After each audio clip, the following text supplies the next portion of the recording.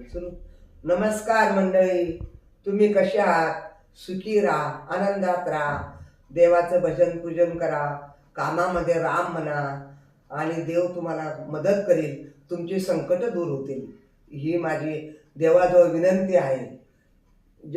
रेणुका माता ही जगददम्नी ऋषींची पत्नी होती.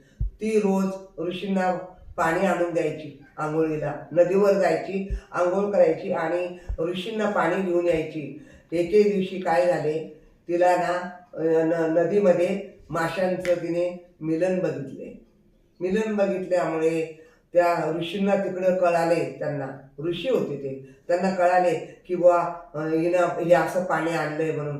तिने पाणी आणलं आणि सांगितलं ऋषींना की तुम्ही आंघोळ करून घ्या. तर तिला त्या ऋषींना राग आला, खूप राग आला ऋषींना, खूप राग आला. त्यांनी लगेच परशुरामांना बोलवलं.